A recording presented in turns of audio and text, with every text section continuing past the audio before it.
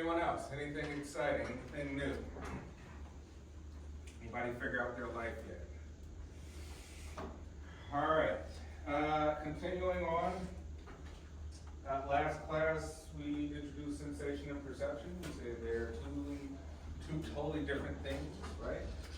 We have senses, in which case we take in information. The human body is constantly taking in information. Even when we look at physics and the physical universe, like what is that all about? We can summarize it as information.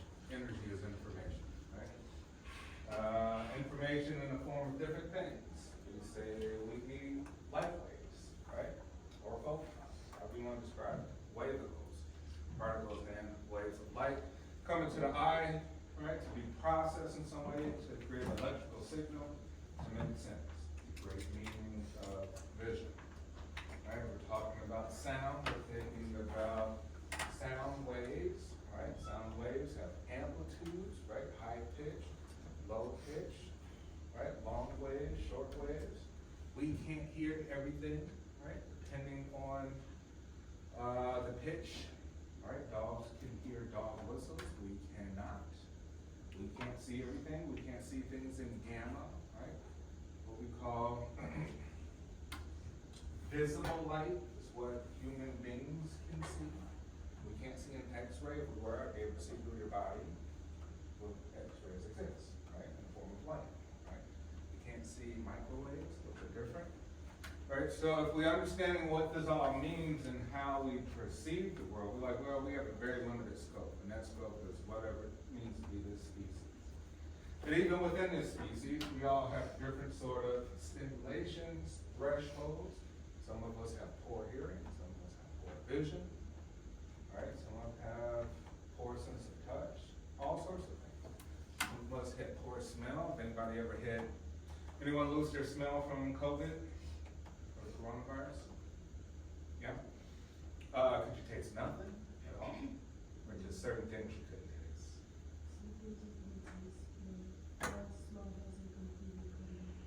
Okay. You know, like, hey, you know what? I don't know. COVID could have left some permanent sort of markers on processing odor molecules. So we smell something like, hey, if you're in the bathroom and you smell feces, you're literally smelling molecules of feces. It's not your imagination. It's literally in the air going through your nasal passages, right? Chemicals, right? Volatile chemicals, volatile compounds. And then, you know, so all these things. We're talking about even our skin is sensing pressure on our skin. Human body has about 15 pounds per square inch of pressure on it at all times, which we call barometric pressure, right? You're like, well, how come we don't collapse? Well, we have 15 pounds of pressure of fluid and other things pushing on. Keep it balanced, right? It's all about balance. Great mystery. This all seems very mysterious in science fiction, but you know, this is all reality. We just don't really perceive it in that way, oftentimes, because we're not aware. All right, moving on. So last class we kind of covered most of the visual system. I'll kind of randomly go over the remainder of it. I'll touch on auditory system, olfactory, smelling, gustatory, tasting, perception of taste. And then Friday, I think Friday we'll do these last two. Maybe we'll touch on auditory and olfactory in this class. We also have our presentation from our next group towards the end of class, so we'll take care of that. Lastly, your exams, I have them graded after class event, so you should get a notification. I just haven't had time to get to those. And then next we'll talk about sensations and perception in the social world. Things like attention. I think I will put up a YouTube video of selective attention, right? How we tend to focus on one thing, even if there's a bunch of stuff happening that's actually in our field of view. And moving on. All right, so theorize. We have 6 perceptual systems. As far as we know, that's what we have. Other things could be sort of argued, right? We have extrasensory perception, ESP, things that we can kind of feel, these energies that you can't really explain, right? Those could be argued, but I don't know if they would be empirically sort of spoken next we had kinesthetic, right? I think we talked about that. Athletes have very high kinesthetic systems, or kinesthetic knowledge, we could say to a degree, or capabilities. And we said transduction. So the main thing to kind of take from how the information gets in is through the process of transduction, right? We're taking things from the physical world, going through cells and systems that involve cells, sent through the nervous system, whether it be peripheral or central, and it's being converted into electrical or chemical signals to the brain for it to make sense, for it to have any sort of significant meaning whatsoever. So that's the process, right? So we're taking physical stimuli, or some plain words, things out in the physical world, right? And activate cells in the nervous system, impulses to the brain, converted to electrical, chemical signals, and therefore it can make sense, right? Signals go different places. As we saw, the brain has different areas of processing information, right? So remember, information, hearing is information, vision is information, tasting is information. Very simple, information. And then we have the receptor cells, right? Those are the cells responsible for receiving that information and process. Last class we talked about distance, size, motion, shape, and brightness with the eyes, so we don't have to try to go over that. Monocular cues, binocular cues, we covered that. Texture, occlusion, things like depth, how we could figure the bottom appears closer to the one at the top. Clarity, shading, we covered that. Ames rooms, right? Distortions that create sort of visual sort of illusions, right? Although they are in reality something different. 3D space, right? Stereopsis, perception of 3D space produced by non-identical images reaching two eyes, right? So we say, hey, three-dimensional space.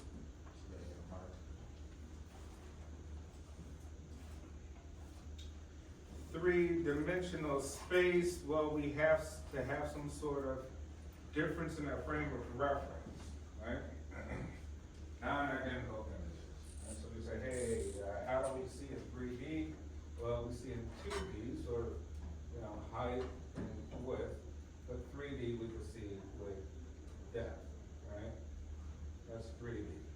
For example, we can see things, all right, I think I talked about this, like a street or a train, right? Let's say a train rail. We see distance by lines getting closer to one another as opposed to being wider than one another from our visual perception, right? And that also works with convergence. Convergence is definitely that involves muscles that move the eyes as well too.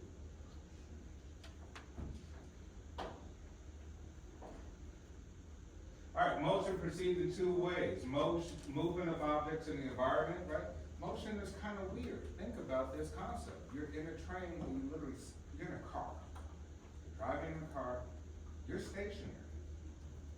You are physically not moving, but the environment is moving, right? So then the environment is moving. So how does the brain process it? You actually being just like you are right now, sitting in the chair, right? But you are moving through space, but you're not moving physically, right? So we're talking about, hey, it could be perceived through objects in the environment, whether you notice that, hey, the trees are moving by fast, but the trees way in the back are going slow on the highway. Ooh, the car next to me might be going really slow, while it's kind of the same speed I'm driving, very slow, right? Someone drives by super fast, you're like, oh, that person's going fast, right? So a frame of reference that we are looking at for environment, for our personal movement through the stationary environment, as sort of walking through a train. Right? Then we have the 5 phenomena: illusory perception of visual motion that occurs when stationary objects flash in alternative sequence and are perceived as a single object moving back and forth. And we have optical flow. Optical flow, continuous state of visual image, moving organisms encounter when organisms move through the environment. No need to really remember those because those kind of interrelate. Biological motion doctrines, which means we kind of see human motion as particular areas, right? That our eyes sort of fixate on head, shoulders, right? Chest, hips, hands. We don't typically kind of look at the motions of thighs and legs. Here, these parts, we look at feet, knees, et cetera, right? So those are kind of our fixations of attention while we're visualizing people move through a space. Perception of shape, right? We don't necessarily need physical boundaries of any sort to recognize shape, right? But we can see the difference between two separate sort of shadings, right? Light, dark, right? So we don't actually need a line here to know that this may look like a 6-point star, right? So in some way we kind of have detect shape of outline or contour of objects. It could be the outline of one object versus another, or the contour of an object in reference to another object. Gestalt principles, right? Visual shape interpreting depends on the context, right? So we view things, let's say these dots, we view them as not shapes, right? So we look at things, we don't think of shapes. Our perception is like, I'm not thinking of a shape. Think of how close these dots are. This has, you have no frame of reference to go back and say, oh, I recognize this shape. No, you're just looking at how close the dots are. Your mind just immediately goes to that frame of reference. Here, right? Immediately, you look at this image. You may not be looking at how close they are. You may say, well, they're symmetrically close, but that's not your first thought. Your first thought is similarity. Oh, I see 3 circles and 6 triangles. Here, closure, right? You may have a fixation on the separation of the lines, because in your brain, you're perceiving it as an arrow. Right? So anything that comes out dissimilar to what you've already known, the previous information, pre-existing information, you pay attention to primarily. Right?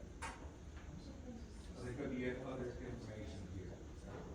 So you're not really concerned about other details here, right? So it shows that immediately we pay attention to certain things and not others. That's fine.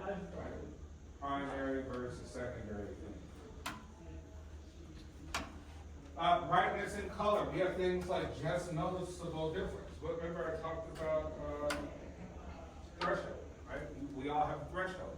All of us can see noticeable differences, right? Depending on our experience with certain things or even some biological things happening with it, right? So to detect the presence of light and variation in darkness or brightness. Minimal variation in physical stimulus such as light, sound that a person can detect. Then we have things like psychophysics, right? Studies relations between physical stimuli and psychological reaction. 2 squares, left and right, are identical. We perceive them differently because of their surrounding context, right? Identical shapes, identical size, actually, right? There's not a focus on that. The focus is on the light versus dark, brightness versus darkness. All right, and then colors. We perceive colors. Let's see if we can jump to rods and cones. Perception of color, right? Visual system is sensitive to one small region of electromagnetic spectrum, which we call visible light, right? We can't see all of the light that is absolutely out in the world, right? So we have shortwave detectable wavelength, violet, longest detectable wavelength, red. We remember visible light by what acronym? What acronym did you learn to remember light? The colors of light.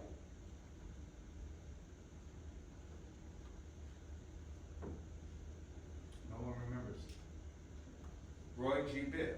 Anyone remember Roy G. Biv? Right? Red, orange, yellow, green, indigo, violet, right?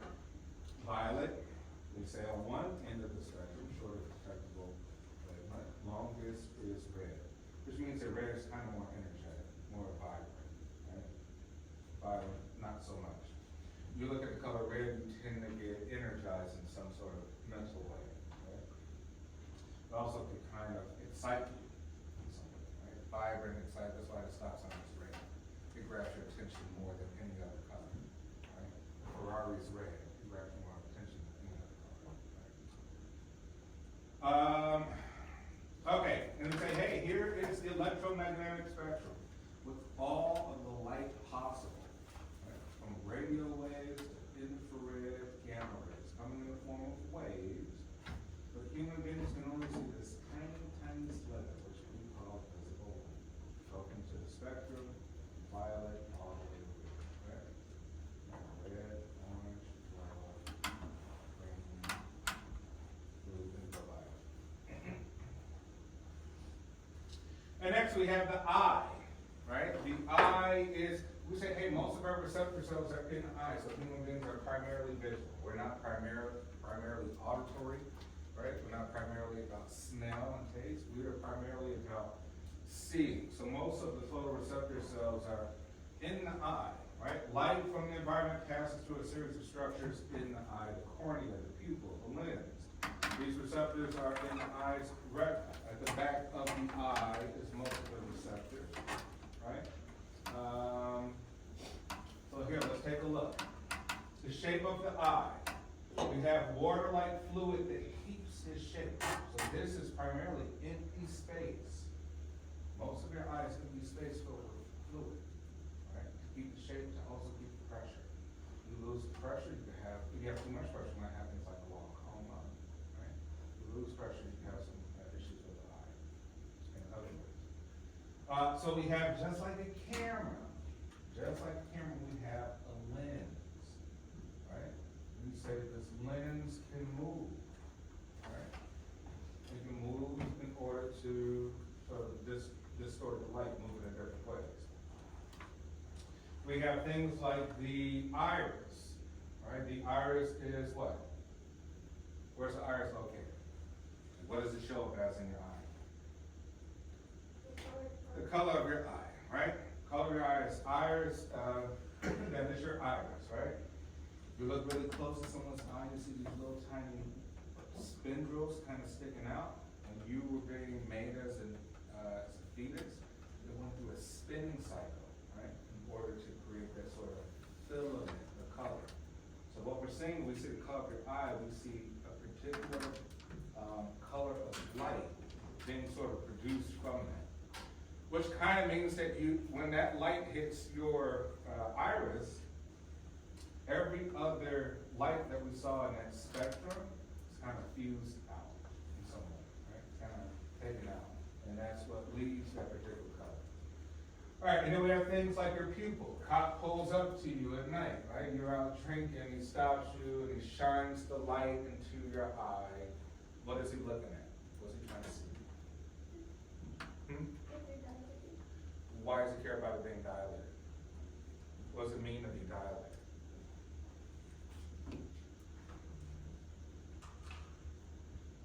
Right, cop pulls up and he shines his flashlight. What's he trying to do? What's he trying to get from this interaction? Right, dilation, we say, hey, how open is this? Right? How open is that pupil? When it's open, it means it's highly excited. It's trying to absorb. If you're on cocaine, you're highly excited, you're taking in so much information that you're like, whoa, right? You're like, the environment looks different than it normally would, right? To see things I couldn't normally see. You take mushrooms, you take acid, anything. You're like, oh, I can see things differently, right? You let in a lot more information, more light. You can see maybe more than the average human who's not excited by stimulants, by drugs, right?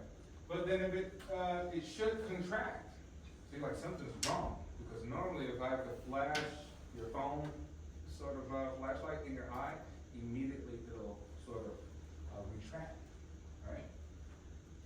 It'll constrict. Why? Because like, we don't need all this information. You're actually hurting my eyes with this information. It'll automatically restrict, right? So it has a muscle there to help it restrict and dilate at some point, right? Which we call sphincters. We got a couple of sphincters on our body out even other than our eye. I'll let you think about where the other sphincters are. All right, and so, hey, information comes in as light, passes through the pupil. We have things like the cornea, which is this outside of your eye. Actually, it's like this little convex sort of shape here, right? It's helped to refract the light, right? It helps the light kind of go and reflect or bend, right? So it can hit all parts of that retina in the back. So you get those receptor cells activated to make sense of the light. So that's why at the outside of your cornea, you can kind of see a little bump. You see this kind of bump if you look from the side view of the eye. And we have things like rods and cones, right? Rods and cones are the receptor cells. The receptor cells kind of make up the visible light. It's like either it's in intensity of light or darkness, or it's color in detail, right? It's almost like an LED screen. Funny enough, most of the things you've seen invented, right, are through observations of the human body, right? So you think of LED lights, we're kind of thinking of the study of eyes, human eyes and how they work. Obviously that makes sense because the human being can only pick up a certain amount of light, so we probably should study it, right?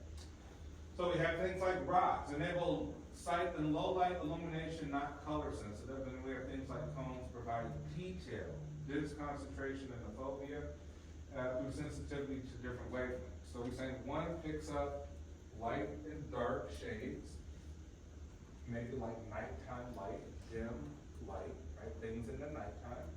And the other one picks up fine detail in color. But we vastly have way more rods than cones, right? Let's say maybe on average we may have about 90 million rod cells, as opposed to maybe about 4 million cones. Why would that be that disparity? Like, why are we focused on low light illumination as opposed to color and kind of details? Why do you think that would be? Why is the eye not so concerned with detail as opposed to movement and things that been like in the dark and things like that, or low light conditions? What do you think? Pure survival, right? We say this is evolution. The focus is on survival, right? If there's low light, you need to see movement so that you can know if there's a potential threat, more so than you need to see the details of whatever that movement is. All right, and so we say cones are photoreceptors that look for visual detail and color. The fovea is a region at the center of the retina that pictures deep concentration of cones. The rods look for low illumination, and then we have things like visual fixation and saccades that you don't really have to remember. And then we have ganglion cells, right? These pass visual information from the retina to the brain, right? So we say, hey, as the optic nerve starts to like go out into the actual skull and the brain, it kind of eliminates a little small portion of where cells are, which gives us kind of a blind spot, right? So even in our regular field of view, we have a blind spot. Nothing can be seen because light from that location projects to an area of the retina in which there are no photoreceptors. Let me see if I can pull up a blind spot test. Or, you know, rather we could do this. In your little groups, pull out maybe a pen, draw a picture of an eye, right? And you could test each other. Pull out a pen, have the person sort of cover one eye, move that pen back and forth to see, get it close to their eye, to see at which point is their blind spot. All right, so give you a couple minutes to kind of work on that with your.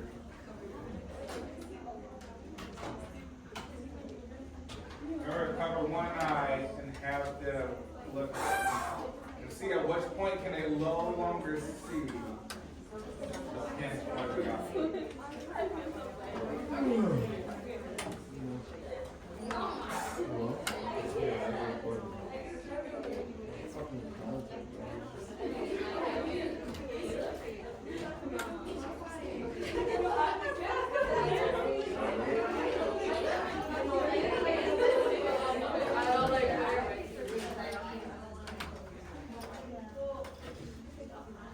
And if you don't, you're not really practice on yourself.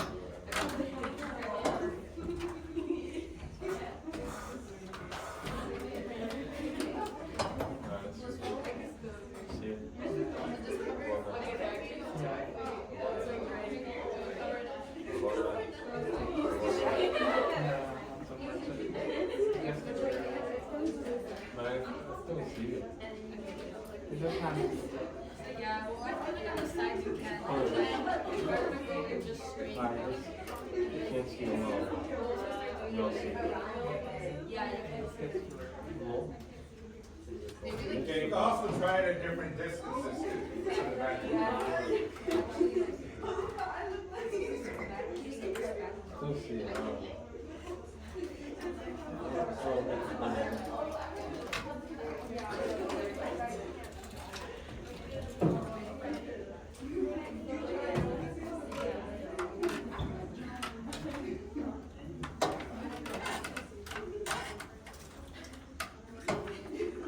Alright, did anyone see their blind spots? Like, did you pick up your partner's blind spots at all? Was it significant? Did it go away just as you move a little bit?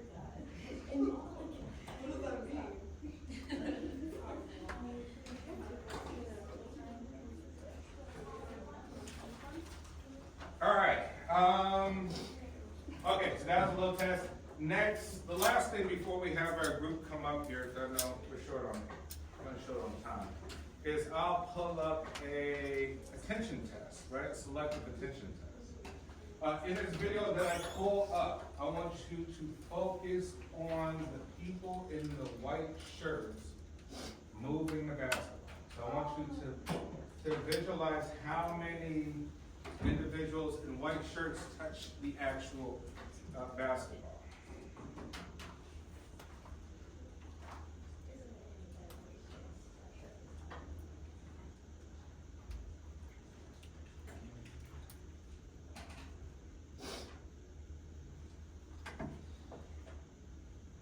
This is a test of selective attention.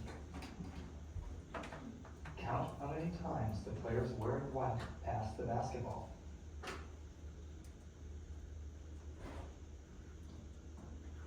Remember, focus on the people in white shirts touching the basketball. See if you can get the accurate number. I want to see who gets the right number.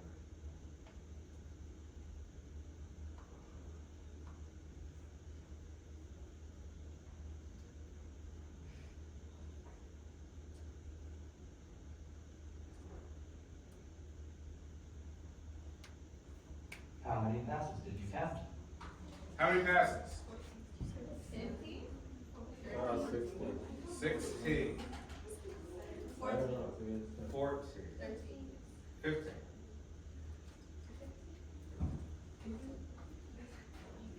16, right? Yeah. Did you notice anything in that video outside of 16? No, I just can't. Okay. Didn't notice anything past 16. Who else said 15, right?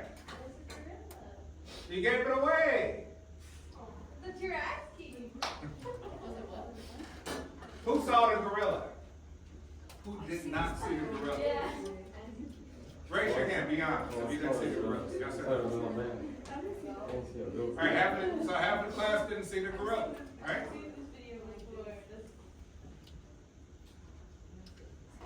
The correct answer is 15 passes. But did you see the gorilla?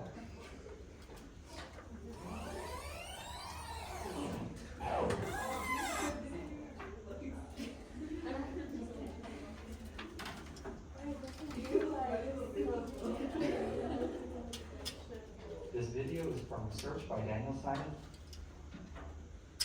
Think about this. You literally pass in front of your face, focus on other things.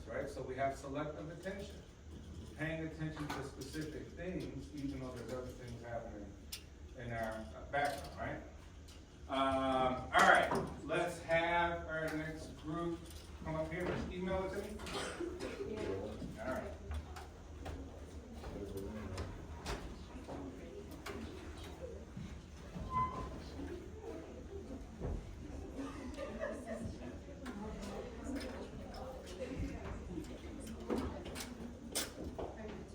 Maybe you need the clicker. The clicker's right here.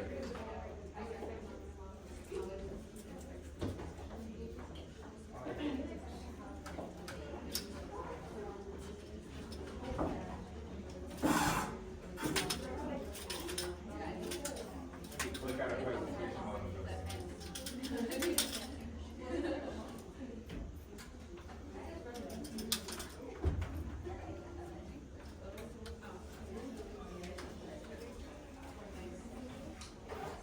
How does social media affect you? What is mental health? Mental health is part of your behavioral health that deals with your emotional well-being. It helps us deal with our emotions through our life journey. It also impacts our physical health involving diseases, disorders, diabetes, etc. There are different ways your mental state affects you mentally and physically. For example, simply going out with friends or hitting the gym allows your mind to stop stressing and gives you a break. If you aren't in the right headspace, it will not only affect your performance, but also create negative thoughts in your mind, which can lead to serious experiences. Mental health is not a joke, as it could change your or someone else's life. What is social media? Social media is a huge form of communication on the internet. You are allowed to share content, information, messages, or other things like personal thoughts. There was some type of social media before, but it didn't really become popular till the early 21st century. One of these forums was something called MySpace, which allowed people to connect with others. Today, a lot of the media is based on Twitter, Instagram, TikTok, Snapchat, and many more. There are platforms for opportunities for social networking for jobs, and social media is something available all over the world. It allows easy access to different websites, blogs, or other things. But we have to remember to be cautious because not everything on the media is good. Just remember to be aware of the possibility of scammers and identity theft, as it is common. Positive and negative effects. Some positive effects are social media can help people improve their mental health by developing social and peer skills. Media provides a safe space to be open-minded and discuss challenges or natural themes. You get to contact with mutual friends or lost family members, especially during the time of COVID, which relieves stress. Some negative effects is media can contribute to disliking your physical appearance, aka body image, or to body dysmorphic disorder. Negative effects can take place. Oh my god, sorry, I have to burp. I'm sorry. Takes place making people do cyberbullying. When using too much social media, not only can it lower self-esteem, but it can also create feelings of loneliness, increasing the chances of depression. Tips on how to take a mental break from media. Number 1, turn off notifications when taking a break. 2, try meditation or breathing exercises. 3, celebrate small steps with happy mindset. 4, explore new hobbies like cooking. How are anxiety and depression affected? FOMO, also known as a fear of missing out, seeing others enjoying different activities can lead to anxiety of being left out, increasing stress and depressive symptoms. Cyberbullying is online harassment or negative comments can contribute to emotional distress. Sleep disruptions. Late night scrolling and blue light exposure can disrupt sleep, which is crucial for mental health. Dopamine dependence. Social media is designed to trigger dopamine release, leading to addictive behaviors and reliance on validation through likes. Excessive social media use is linked to higher rates of anxiety and depression, especially amongst adolescents. While the constant comparison to others can lead to feelings of inadequacy and low self-esteem. How each group is affected. Teenagers. Given how their brains are still developing, this makes them more susceptible to social connection. Young adults. Those aged between 18 and 25 experience the pressure to succeed comparing their career and relationships. Adults. Professionals may experience anxiety from work-related social media. Parents may feel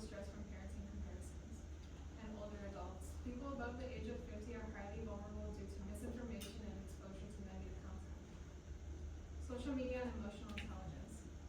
Social media is often blamed for reducing empathy due to several psychological factors. Desensitization to suffering.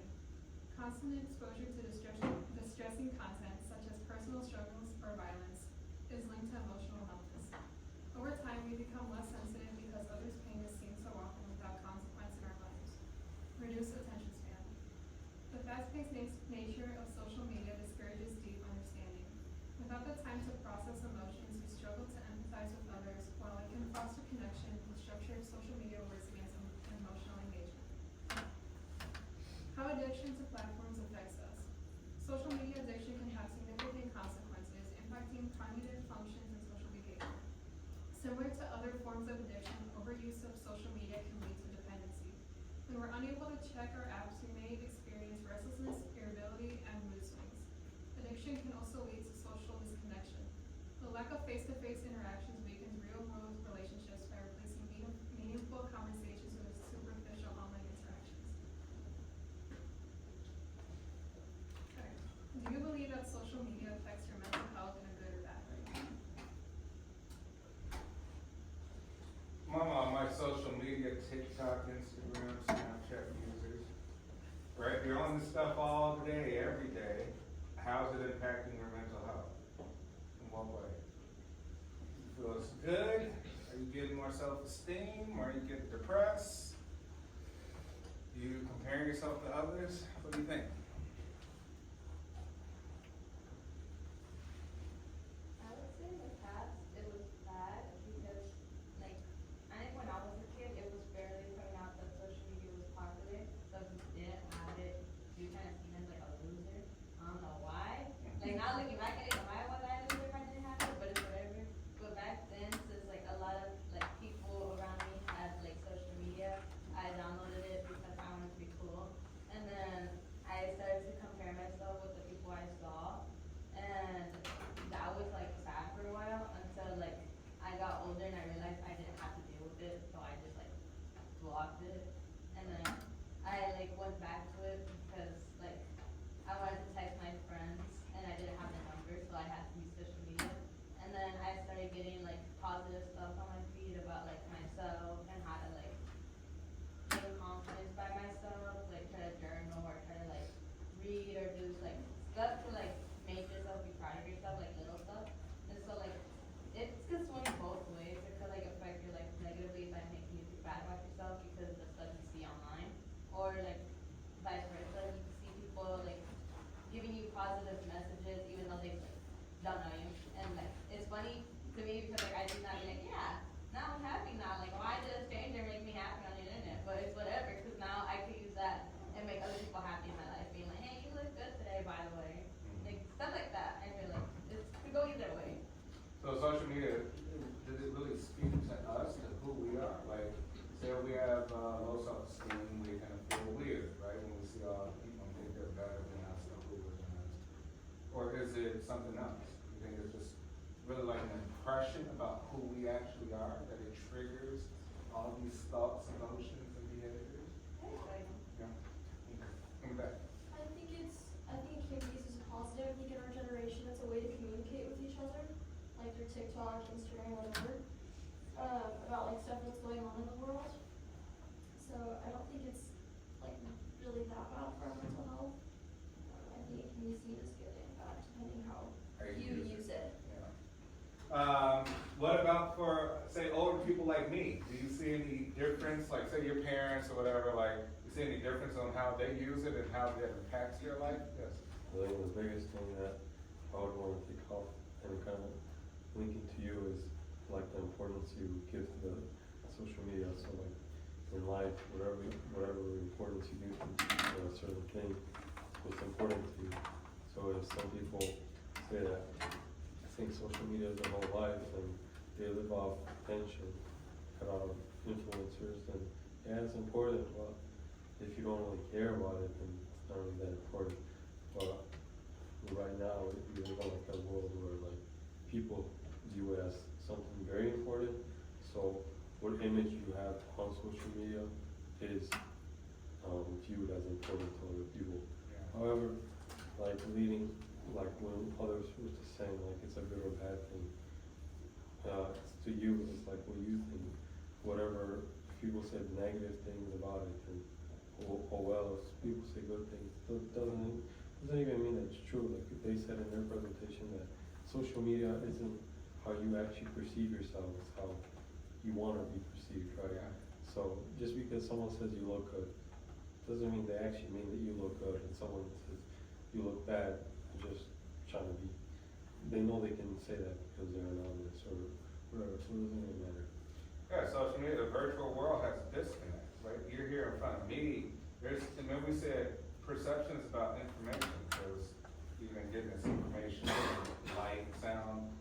If we use a medium, a computer, a phone, a platform, an app, we lose some information, some really valuable information. And that distorts whether something's real or not. Like more than half the stuff on social media can be fake.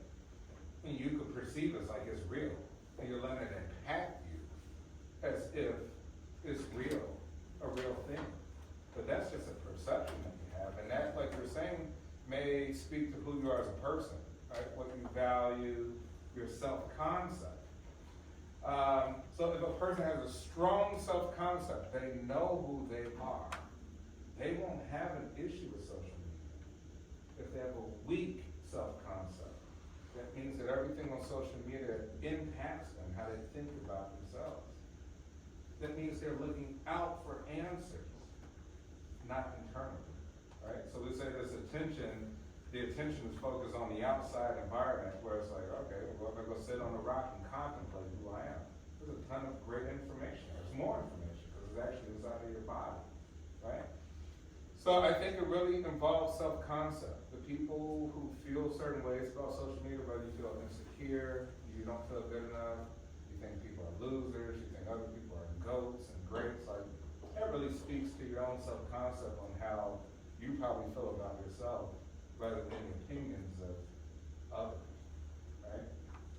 Something to think about. And then, what was your other question?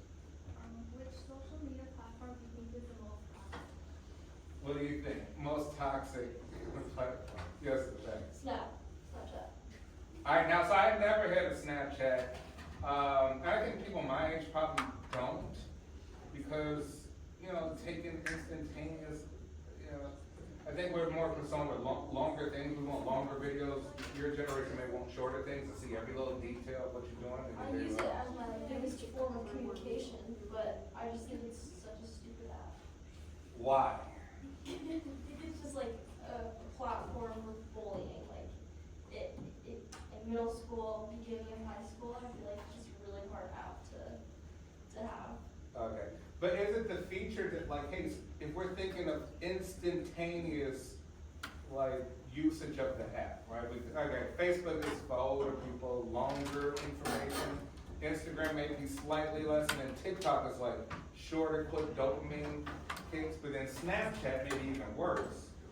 You're like literally trying to see every single detail of somebody's daily life. You think that's the reason? The platform, like how it's set up and how it's used?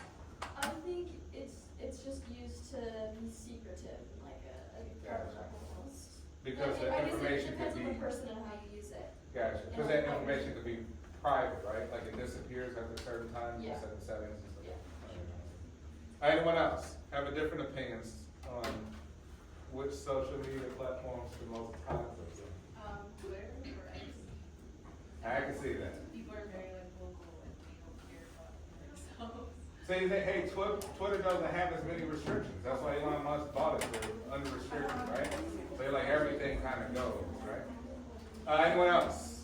Toxic, yes. I will say Instagram, Why? especially like, when you look at the Instagram reels, like, a lot of people do like making fun of people and like their videos and stuff, and just like, Okay, Instagram. I think, oh, good job, let's give a round of applause.